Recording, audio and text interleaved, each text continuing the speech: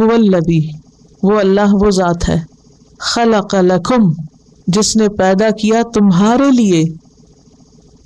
لیے بنایا کیا، ما فی الارض، جو بھی زمین میں ہے، جمیعاً سارے کا سارا، سب کچھ.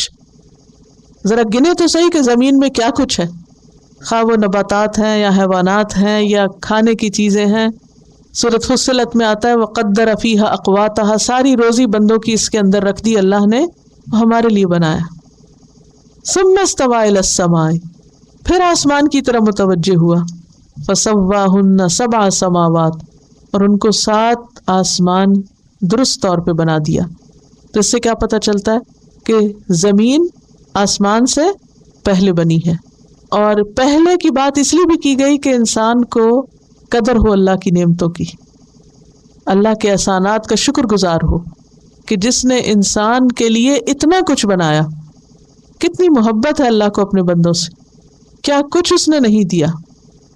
اور یہ بھی پتہ چلتا ہے کہ یہ زمین کس کے لیے بنی، انسان کے لیے بنی، اور جو کچھ اس میں ہے انسان ہی کا ہے کہ وہ اس سے فائدہ اٹھائے، وہ اسے استعمال کرے، ایکسپلور کرے. وَهُوَ بِكُلِّ شَيْءٍ عَلِيمٌ، اور وہ ہر چیز کو جاننے والا ہے، اسے ہر بات کا پتہ ہے.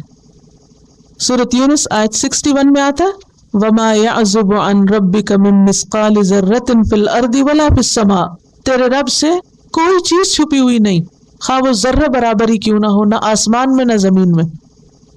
سورۃ آل عمران میں آتا ہے ان اللہ لا یخفی علیہ شیء فی الارض ولا فی السماء، اللہ پہ کچھ بھی چھپا ہوا نہیں، نہ آسمان میں اور نہ زمین میں.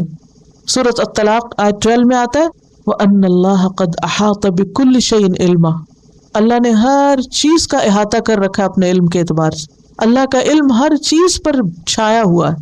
وَلَا يُحِيطُونَ بِشَيْءٍ مِّنْ عِلْمِهِ إِلَّا بِمَا شَاءَ، اور بندوں کا علم کتنا ہے، بس جتنا اللہ ان کو دے دے.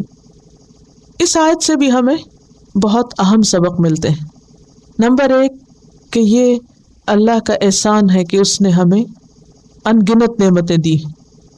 ہر احسان کا ایک جواب ہوتا ہے، ہمیں اس احسان کا جواب کس طرح دینا چاہیے کہ ہم جس نے ہمیں سب کچھ دیا ہم اس کے بنیں، بجائے اس کے کہ ہم ان چیزوں کے بن جائیں جو اس نے ہمارے لیے بنائی تھی. یہ سب کچھ اللہ نے کس کے لیے بنایا، ہمارے لیے. ہم ان چیزوں کے لیے یا یہ ہمارے لیے، لیکن اب تو ترتیب الٹ نظر آتی. ایسا لگتا ہے کہ جیسے ہم ان کے لیے بنے، کیونکہ انہی چیزوں کے ہو کے رہ گئے. گھر میں کھڑے ہو کر اپنے وجود کو غور کیجیے کہ یہ گھر آپ کے لیے یا آپ اس گھر کے لیے. یہ کیا ہوتا ہے کہ گھر آپ کے لیے، اور اس کا کیا مطلب ہے کہ آپ اس گھر کے لیے، کہ آپ کے بغیر گھر نہ چلے. بزنس آپ کے لیے ہے اور آپ بزنس کے لیے ہیں، کیا مطلب ہے، ان دونوں میں فرق کیا ہے. بزنس آپ کے لیے نہیں، آپ اس سے فائدہ اٹھائیں، اس کو سنبھالیں، دیکھیں، لیکن آپ بزنس کے لیے کہ آپ کی زندگی میں بزنس کے سوا کوئی چیز ہی نہ رہے. گھر آپ کے لیے ہے ٹھیک ہے، لیکن آپ گھر کے لیے کا مطلب آپ گھر کے علاوہ کچھ اور سوچ ہی نہ سکیں. بچے آپ کے لیے یا آپ بچوں کے لیے، کیا فرق ہے. فرق یہ ہے بچے آپ کے لیے ٹھیک ہے، لیکن آپ بچوں کے لیے اس طرح کہ آپ کی زندگی میں بچوں کے سوا کچھ اور رہے ہی نہ اللہ کا حق نہ بندوں کا حق، کچھ اور تیسری چوتھی بات سوچے ہی نہ. فرق نظر آ رہا ہے، سمجھ آ رہی. تو اللہ نے زمین ہمارے لیے بنائی ہے، ہمیں ان چیزوں کے لیے نہیں بنایا کہ ہم انہی میں کھو کے رہ جائیں اور بھول جائیں کہ دینے والا کون ہے.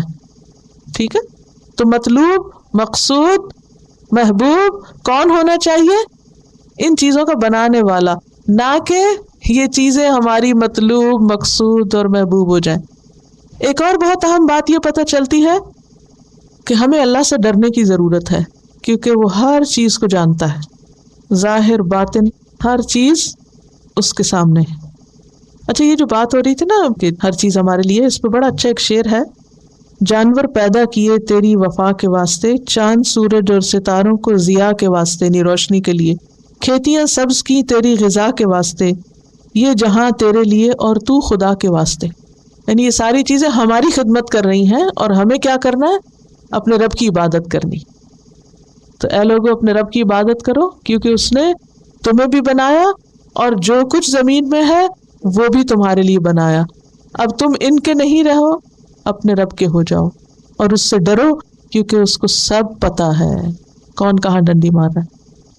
هو الذي خلق لكم ما في الأرض جميعا ثم استوى إلى السماء فسواهن 7 سماوات وهو بكل شيء عليم.